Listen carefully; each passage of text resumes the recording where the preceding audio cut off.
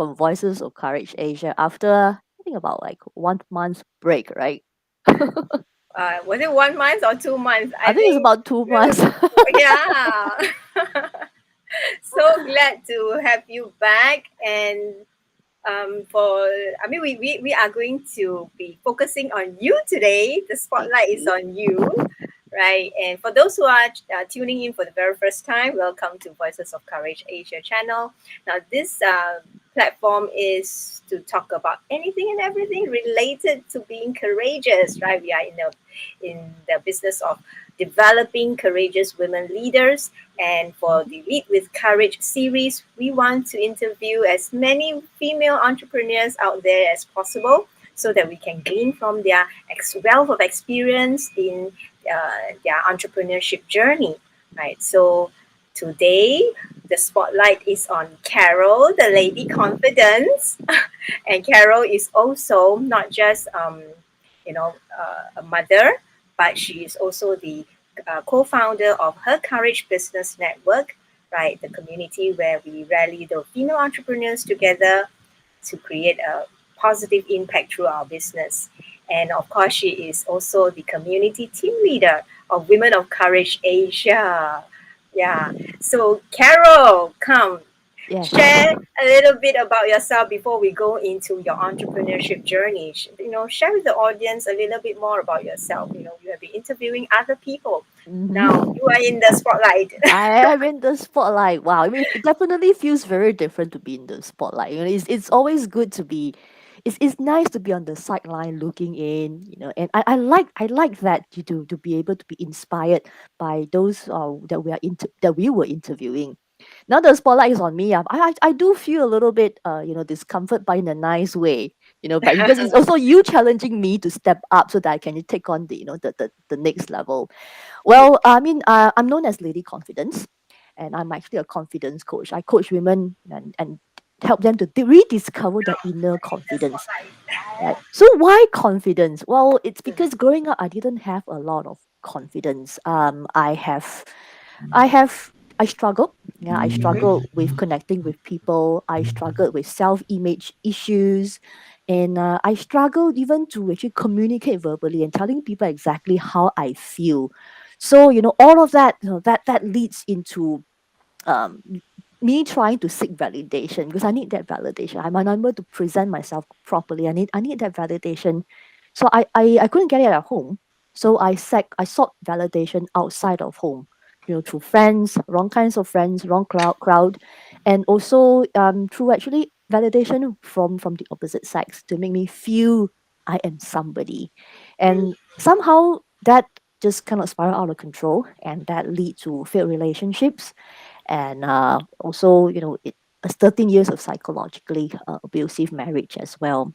So after getting out of that, I was able to, with the help of, first of all, other women, a very, very good friend of mine today, and also a coach, a life coach, that I was able to find myself again. So being inspired by the journey that I've taken, and I realized that by sharing my story, a lot of women are going through certain struggles as well, similar to what I've been through. And that's also the reason why I decided to start a business in coaching and helping women, to really take control of their feminine power to shine. Because every one of us deserve to shine. We are born to shine. We are created to shine. All right, I Yes. love that. Yeah, I think so many women that we met, that we can, through the interaction with them, the conversations that we have with them, we can see, that potential, that brilliance within Mm, them that's just waiting to be unleashed. If yeah. only they are have the courage, to tap into that confidence within them and that courage within them, Yeah. right? Hmm. Yeah, and I'm so glad that you are a role model and inspiration to so many of us in the community. Thank you. And share a little bit more about your family. Yeah, before we go to the business, Yeah. I want to Well, know. Let the yeah, audience know a little bit I'm more a about mother your of two. personal side. Yeah, mother of two. That is actually my, I would say, this like the main priority, being a mom. That's like the responsibility for life. My daughter is 10, going on 11 at the end of the year. My son turned 9 last month. So and frankly, prior to meeting my husband, I was afraid of having children because I didn't have a lot of confidence in myself, even as a parent. I Mm. didn't know whether if I have that capacity or not. So, and I also realized that having children also gave me more confidence to tap into my inner power because I have to lead them. Yeah, Right. yeah. So, so it's like just toggling between, being a leader in my own right, in my own business, and also being a leader for my children and for the entire household. Because as a parent, as a mom, all moms, we are the pillar of strength, and we actually are the ones that are holding things together, holding our kids, our husbands, and other people within the family together. So it's a very, very important role. Well, I guess that, of course, all of you know that I'm married now. So this is my second marriage, and ever since rediscovering myself and finding the confidence, I was able to be more vocal. And this is an equal partnership in this marriage. I'm very, very blessed to be in this space right now with regards to my current marriage. Mm. Wow. And I think we all can see from, your poise and how you dress yourself, how you present yourself. Yeah, that part of it, the fashion part of it, the confidence in your image. Yeah, and your presentation, that part of it. Tell us about that. Tell us about that passion. Is that it came from the passion that you have, um, that you discover along the way?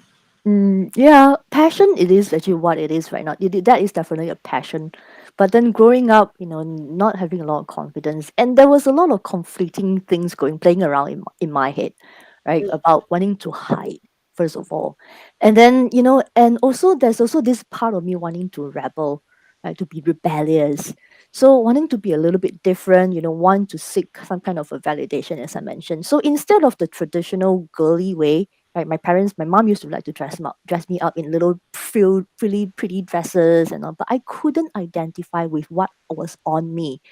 mm, So as years went by, decided to dress a little bit more like a boy. mm, Yeah, so that kind of like become my identity. In a way, just it's just really attention seeking.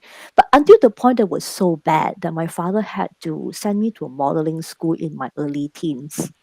So that wow. was that was the foundation, that I knew about. There's a different world together. How to become more ladylike. At that time, his position was, you behave too much like a boy. You need to be ladylike. If not, you will not be able to find yourself a mate to get married off. So that was that. So on one hand, I went reluctantly, right? Mm-hmm, But then that was also an experience to shape my view about how to actually present yourself, and how you can allow your a certain image, how you project and influence the decision of others. So it opened up my eyes to a different perspective.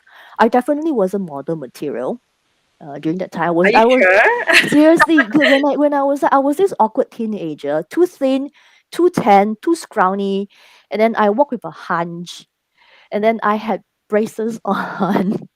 I had breakouts. So it wasn't like this typical thing. So if you look at that time, during my entire class, right, of ladies, those were aspiring models.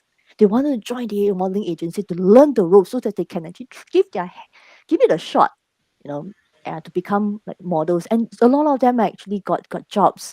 And one of them actually was one of the local celebrities. Yeah, Jamie Mm, Yo. mm. Yeah. Oh, you're in the same Yes. class with her. Yes, so these are the group of ladies that I was with, and I was this person who was like really, really awkward. So I learned, and that was also in a way, looking back, it is good because it forms part of my basis and experience that I was able to help women right now. But at that time, it was very, very reluctant, and looking at it, and there was a lot of resistance as well. Then of course, this societal conditioning from the agency that, okay, in order for you to be present yourself as more ladylike, you need to create an image. You need to dress and present and speak in a specific way in order to get jobs. If you want to be a model, you want to get jobs. And I was like, I don't really want to be a model, But okay, this is what you require of me. I would just do it. So I was just following instruction at that time, and of course, subsequently, I did get a few jobs here and there, but I didn't feel like I am me. Whatever people see is just a packaging. So I wasn't able to connect with who I am. So my own personal self image wasn't really there, and not having a lot of confidence. But at the same time, I have to fake it. Mm. So that caused a lot of internal struggle and trauma as well. Right, right. Mm, Yeah, because you don't have the liberty to be truly you, mm, right? And yeah, like you said, I think a lot of our audience out there will be able to resonate with that. Like, be it parents or authority figures or the society, they create this belief and this concept of how what determines or what determines and defines a woman, yeah. right? Yeah, or a lady, and certain image, you need to behave in a certain way, Mm-hmm. and so it's like conforming Yeah. conforming to a mold. Yeah, and that actually um, is very suffocating for Mm, many. Yeah, because you don't like your own personal experience that you don't feel that you're yourself. You're not yeah. being who you are, right? Yeah. But of course, through the experience, you also mentioned that you learn a lot of techniques and skill sets along in that whole journey, Mm-hmm. where it has come handy, right? Yeah, It has. in empowering other women who feel the same way like you do.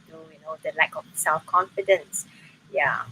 Wow, what a journey! What a journey! Thanks for sharing. Thanks for Thank being, you. being so open to be vulnerable and share, that past of yours. Yeah, and that itself is inspiring. Thank you for that. Thank you. Yeah, and okay, I also understand that you used to work in the corporate world, Yeah. right? Yeah. So, but you transit from employment into entrepreneurship. Can you Mm-hmm. share with us that journey? Yeah. Well, the push at that time was was mainly because I was pregnant with my daughter. Mm, motherhood. So yeah, it was motherhood. Well, I guess it's like the pool has been there all along. Mm, I realized quite some time ago, when I went into corporate, that I always felt that I'm always trying to catch up. And even though I was working with an international bank back then, I started out my corporate journey with in construction line. Even though I'm working with a bank, but I was doing construction. So I was building the offices. I was building the bank's branches in the Southeast Asia region.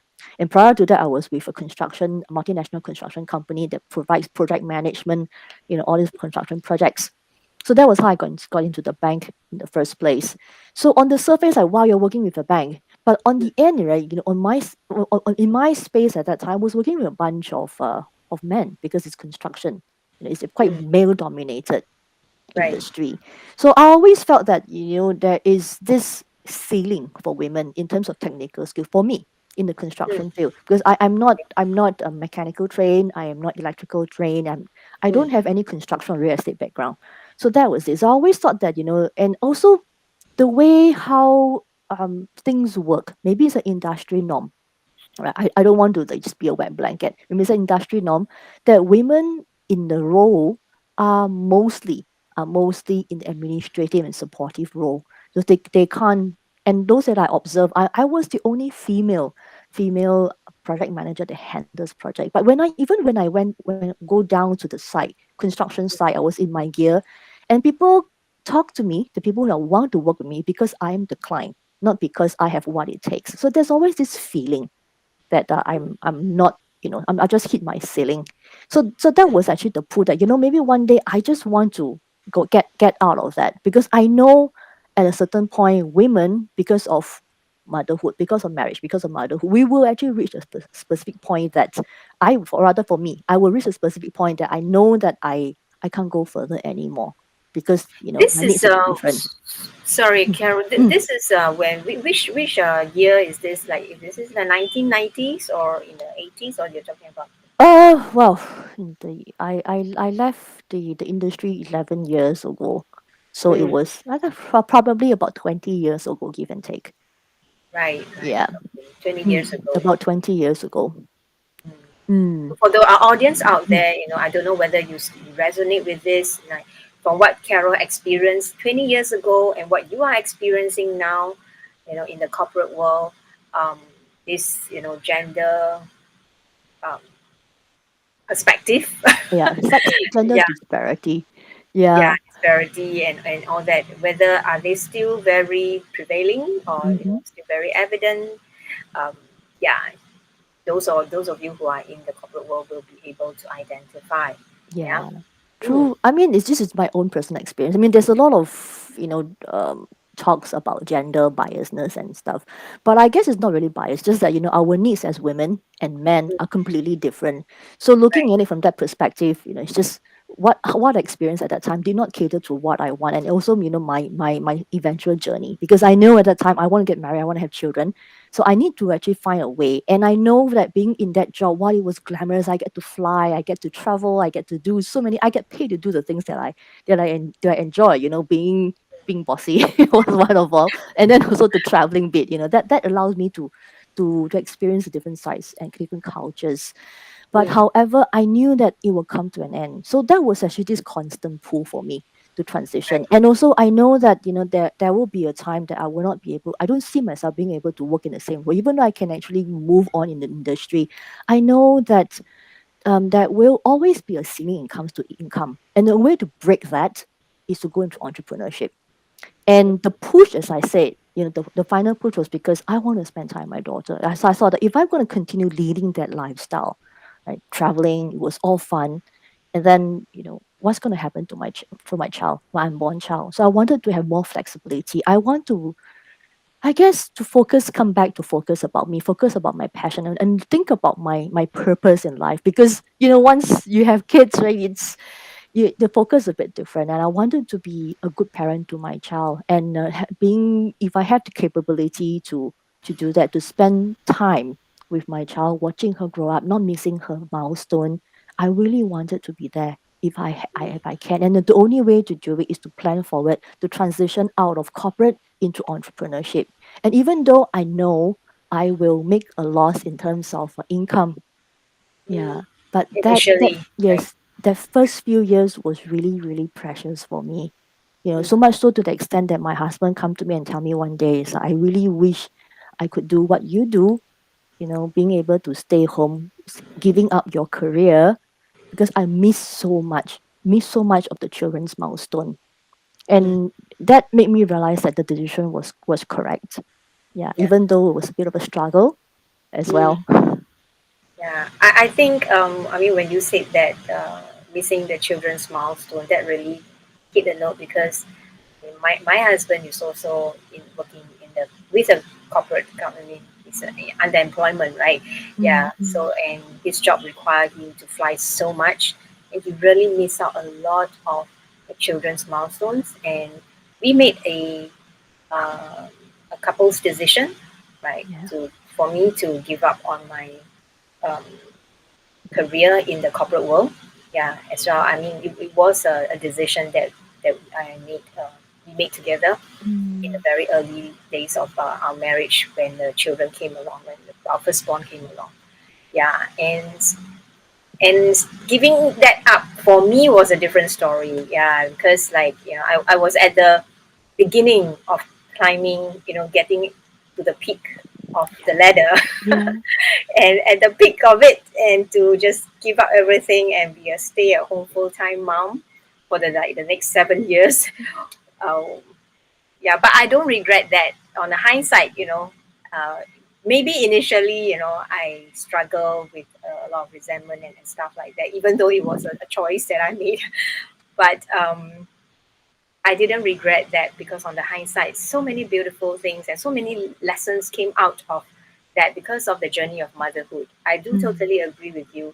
Um, if there's one thing that you don't want to miss is the milestones of our children.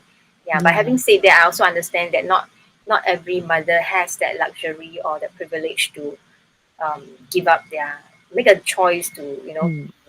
a stay-at-home mom. Yeah, because in Singapore it's very challenging. We need a Yeah. double income. Mm-hmm. Yeah. So, but nevertheless, setting aside quality time to actually appreciate our children's milestone, I think that is it has become like a more conscious effort. It Yeah. is, it is. I mean, if I may just add on, the fact that the society would use the word sacrifice when a woman choose to stay Mm, home with their children. So I would really like to change that narrative for those who are watching right now. That let's not view it as a sacrifice. We view it as a choice, a transition. mm. Yeah. Yes, a Then if you season in life, Yes, a right? season. So if you see it as a season with that transition, it opens up a different perspective. Because like for me, I definitely, in fact, I thought it was a sacrifice on my end as well. And I Yeah. had resentment towards my kids. I always had this like, if you are not here, I would have been able to do this. I would be able to do that. In the end, I get angry with myself because I had the resentment towards my children. Then Mm, when I start to reframe and then say, you know what, it is a transition. mm, Yeah, because the big element, the pull was the kids, was my daughter at that time. But then, the whole thing was, the push rather, and then the pull was, it has always been inside me that I wanted something different. I wanted something that I want to build for myself. I don't want to be building others people's dreams. I want to build my mm. dreams. Yeah. Right, So right. so so that changing that narrative and changing that term on the Yes. transition gave me the courage to step out and Mm, say, I really, this is what I want, even though it takes time, definitely, for me to build. Yes, if I don't have children at that time, I might be able to build faster. But at the end of the day, is I'm running my own race. I'm running my own marathon. I just don't have to compare. And I yeah. really want to tell the ladies who are watching this episode today that the transition, because it is a hustle. It is a hustle. But this hustle, right, you are actually building a long term cushion for financial cushion for yourself and for your children. It's Yeah. worth it. Yeah. And yeah, I love what you said, don't view this as a sacrifice because that was what my mindset back then too, which led to, all the resentment and frustrations and all that. But yes, I totally agree that once we change that narrative, yeah, I understand that hey, this is motherhood, this is a season, right? And Mhm. we all know season will come to an end, each season will come to an end. So right now, my kids are grown up now, they are young adults, and I have all the time to myself to live my dream and build, I've built this community and the social enterprise. So, and yeah, everything has its own season and time, and Yeah. beautiful in its time and in its season. Yeah, learn to appreciate each season. Yeah, because the Mm. lessons that we gain from that season, wow, was so valuable.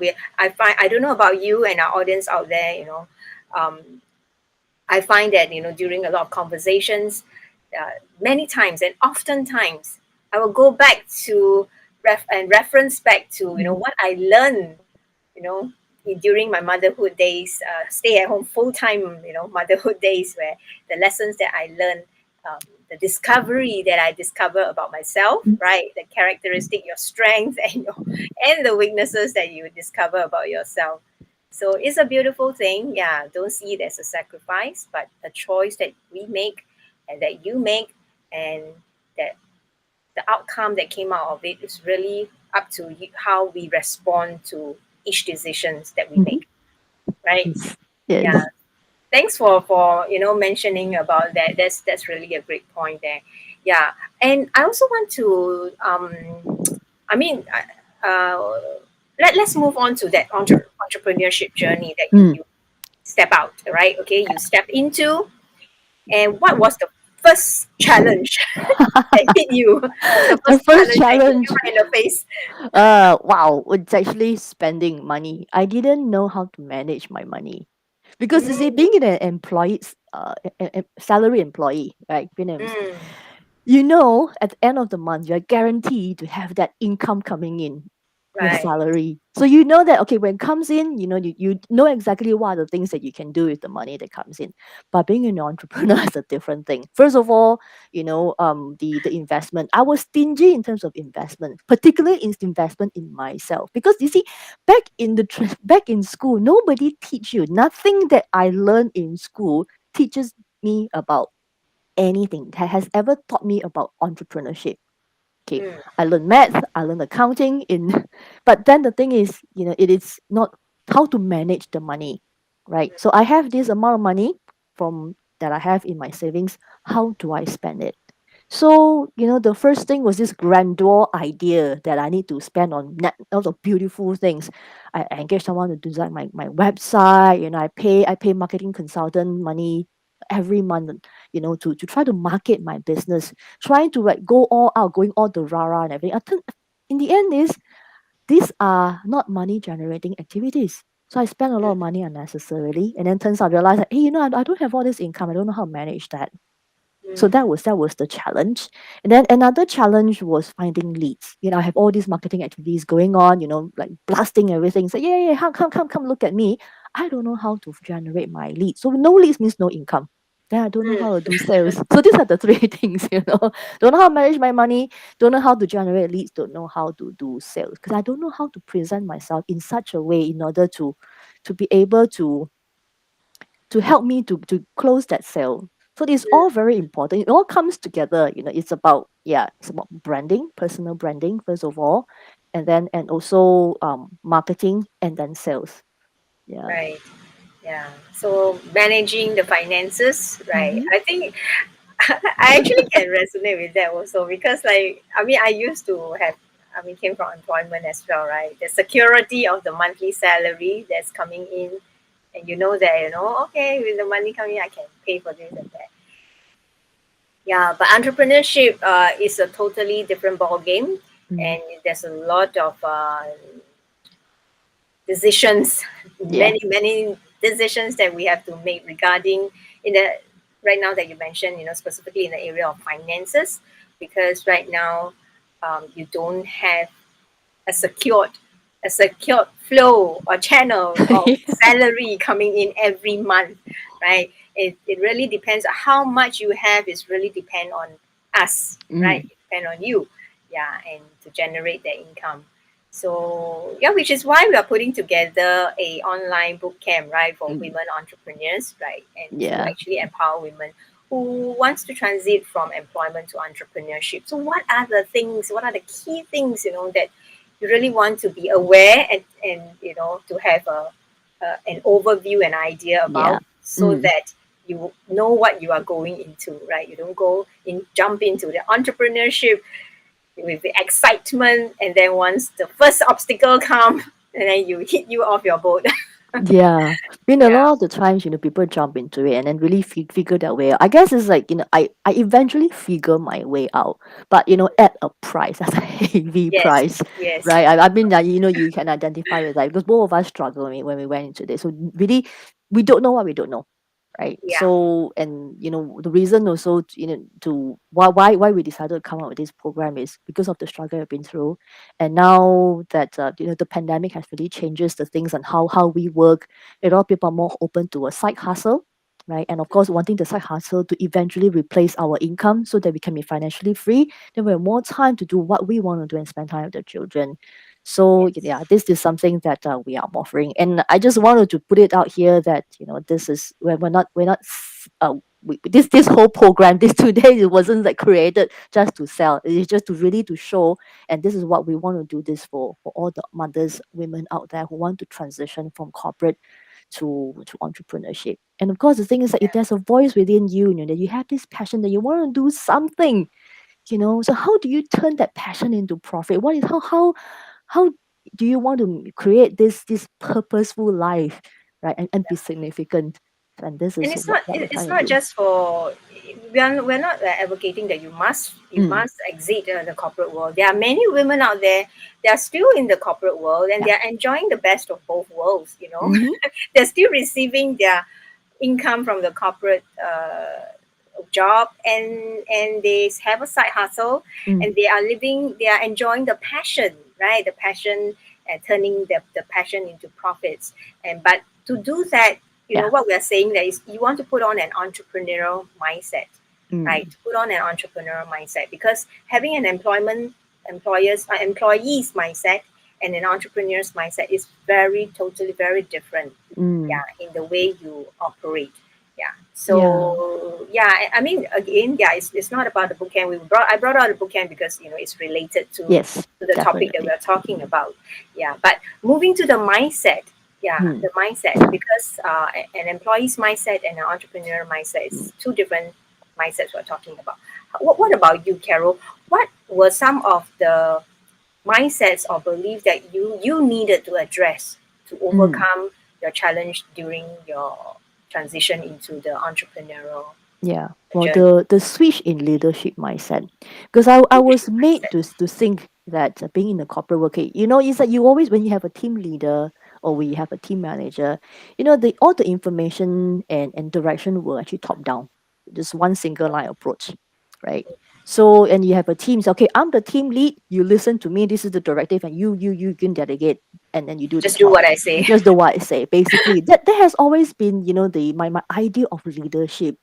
Mm, And being an entrepreneur, having my own business, I realized that it isn't the case. I need to be able to listen to the needs of the people that I'm working with.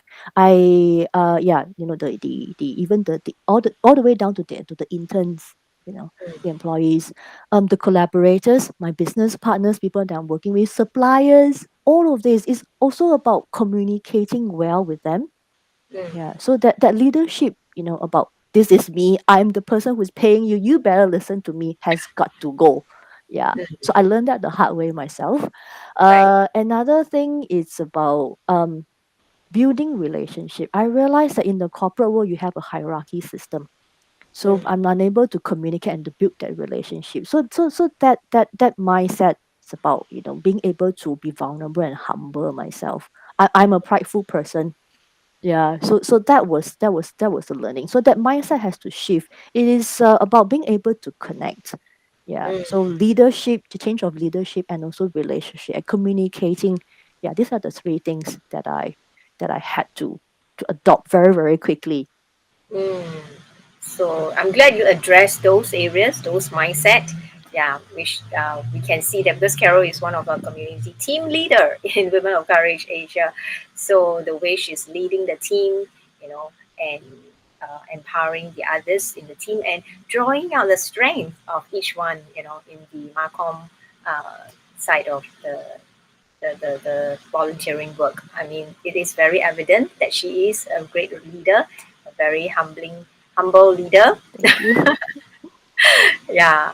So, what were some of the actions that you took, right? Because pandemic happens, Mm, yeah, and um, how does it affect you, and what are some of the actions that you took to actually stay in the game and still achieve your goals? mm. Well, I realized I do have to scale back a little bit, right? Mm, So not being able to run group workshops, then change the focus. I think being an entrepreneur allow me to think differently as well. To be able to be flexible. mm, Yeah, yeah. So and that was how I was able to make that switch, and also to look into what I can do to myself. I invested a lot on personal development during this period as well, during the pandemic, and I felt that transitioning from corporate into entrepreneurship had taught me to always take on this learner's mindset. wow. Yeah. So and that I was able to actually to use this opportunity. I was also injured in the beginning of the pandemics 2 years ago. I had a back injury, so that was also the a good time. Yeah, I didn't have time to focus. I'm not making an income, but I said, okay, right now I've done this, so this is I need to rest. Then what else can I do? So I invested in myself and to learn. And back in the days in corporate, learning was a bit of a chore because it was a requirement. You have to kind of like tick off boxes in order to progress and climb up the corporate ladder. That was how the company that I was working for, that was how they work. And it was a chore because I need to check off all these boxes in order to progress. So I didn't like it. I attended all those courses, because I need to, not because I want to. Yeah, and then Right. I don't apply it. But then, that transition allow me to look at what I really want to learn and how I can actually use that to apply to my business and apply to life as well. And it helped me to become a better parent and better spouse to my husband. So it's interesting to hear that, because like it got me thinking like, wow, if I were to present someone, a spread of the best cuisine, the best food, from the best created by the best chef in the world, and if the person at that point in time is not in the right mindset, Mm, is not hungry enough, you know, no matter how great that spread is, um, it's not of value to the person that is yeah. receiving it. Mm, But with the same spread and presented to the same person at a different time, a different season of the person's life, that spread is treasure, right? mm, It's, yeah. So I'm talking about the spread is the personal development, yeah. all the programs that are out there. All companies who provide those personal development programs have, I believe, the HR has a good intention to want to empower all the staff, right? Yeah. But again, it depends on the mindset of the staff at that point. Mm, Yeah, when yeah. all these valuable stuff that were presented to them, what were the mindset at that time? Mm, Yeah, and there's no right or wrong here. There's yeah. nobody's fault here. It's just the mindset of each individual at that point of time. It Yeah, is when true. the program is being presented. Well, Yeah. maybe I can share my mindset back at those times. I was thinking that it's a requirement, and I since I don't have to pay for it, then I can get a couple of days off work and then just to attend all these courses. I don't mind. But then is it applicable to me? Am I able to apply in my job? Some yes, some of them are completely irrelevant. But because it's part of so-called the management program that I have to tick the boxes, I Mm, went, right? So a lot of them I can tell you that I've forgotten a lot of it, yeah, of all mm, those things that I attend. So and also it's a lot more skills based and mm, rather than mindset. I think mindset is really the one that is really that was lacking during my time, and that was 11 years ago in my corporate days.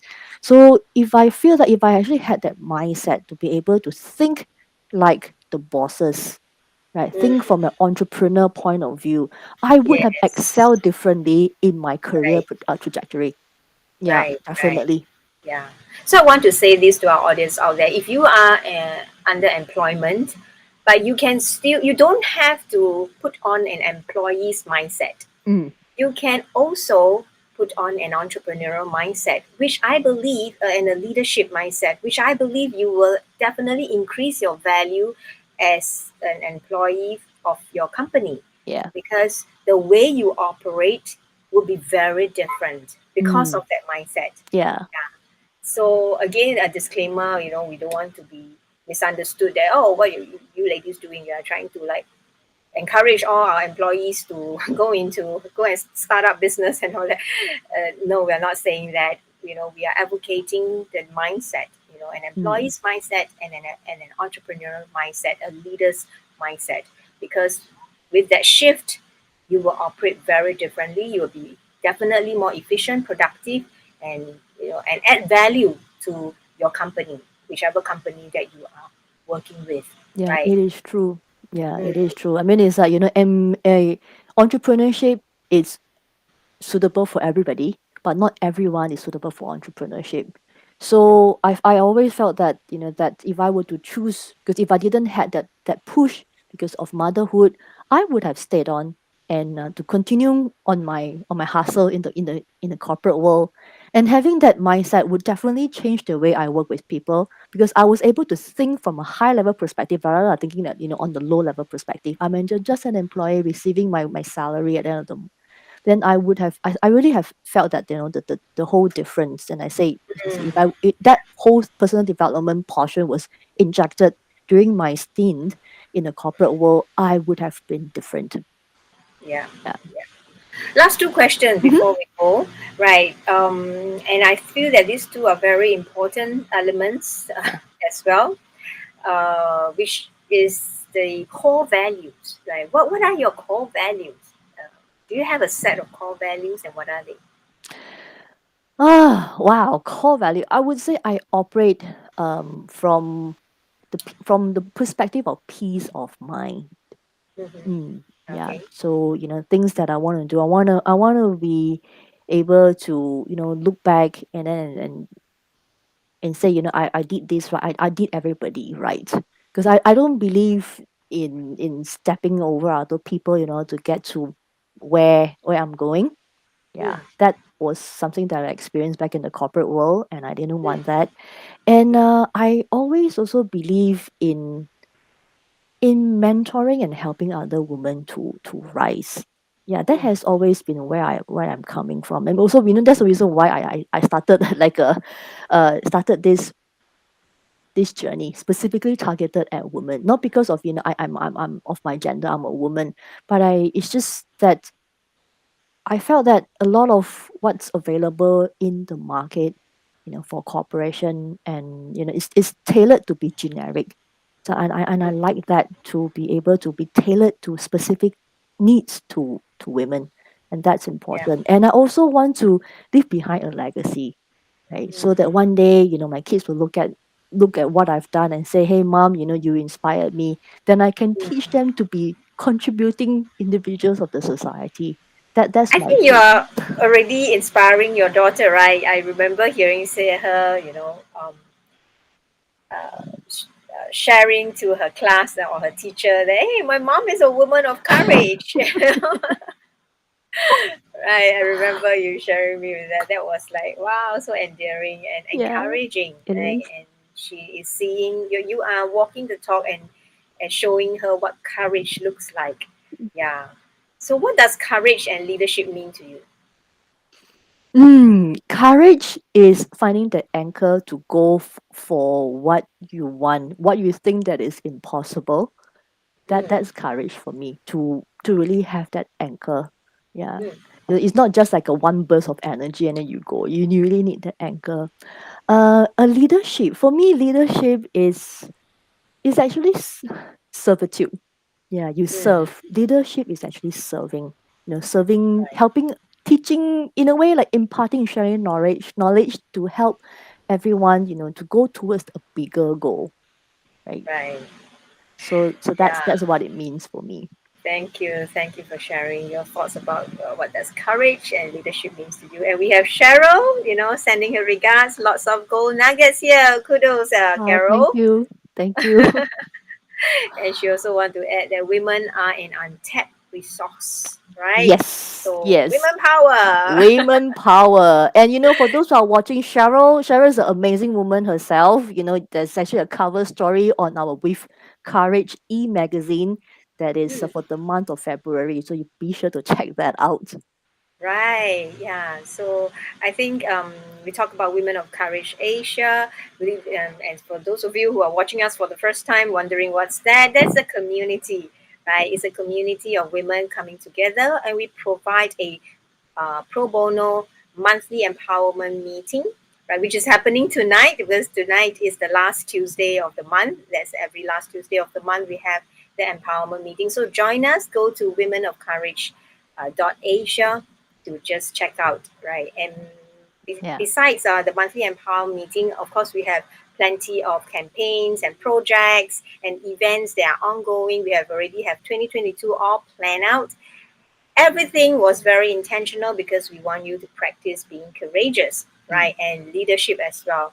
So come celebrate with us at our third anniversary, mhm. which Carol would be one of the speaker. She would be facilitating the segment, which is her expertise. You want to share with us a little bit about your segment, Carol? Okay, well, I will be taking on the body segment because the whole theme for the third anniversary that's happening on the 5th of March on a Saturday is mind, body, and spirit, which is soul as well. So I'll be taking over the whole portion on body because it is how we present ourselves, how we move as women. Because as I mentioned, feminine power, how do you use that to create influence on, allowing your body to allow you to take you to places that you want to go.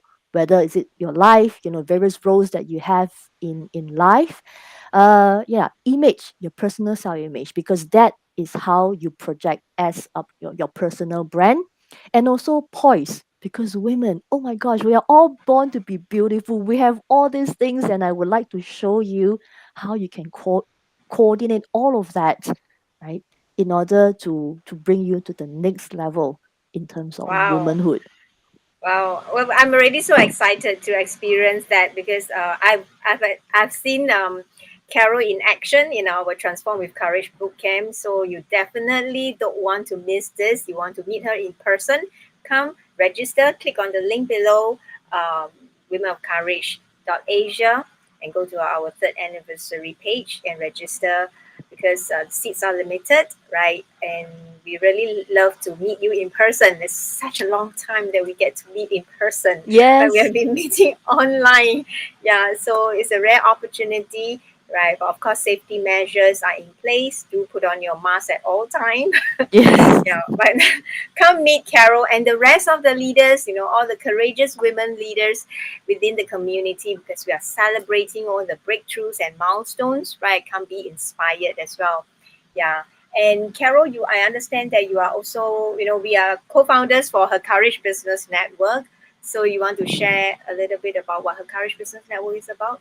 Yeah, well, it was created mainly because we have all these women coming together on a monthly basis and say, I'm feeling empowered right now, and I tap into my inner strength, and feeling courageous. I want to move on. I want to explore entrepreneurship. I want to, I have a business, or I really want to have a side hustle, or they already have that. Then am I able to continue with that? To network, and then to continue to grow, right, as an entrepreneur.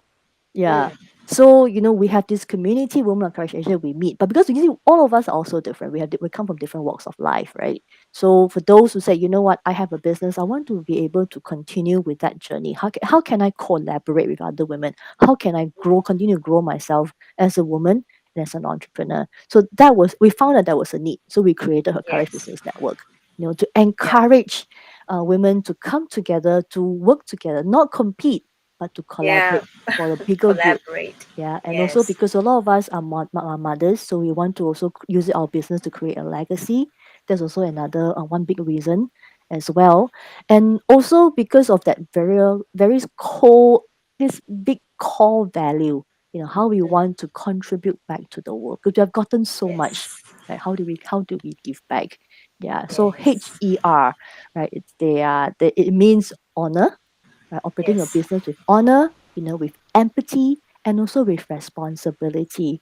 So, Right. being a her, also you're running your business with honorable, have empathy towards the people that you are working with and your customer. But that's the way you connect with your customer. If you have an opportunity, you have a product or program that you can help them, then this is Right. the place to be, right? This is actually your tribe. And also, operating out of responsibility as well. Because in the beginning of Mm, my career, my journey as an entrepreneur, mm, yeah, that's working with certain people that weren't responsible, right? So that was also, and also responsible to ourselves as individuals as well. So this is a tribe where we don't encourage competition, we encourage collaboration, we encourage in a nurturing environment, and also women supporting other women.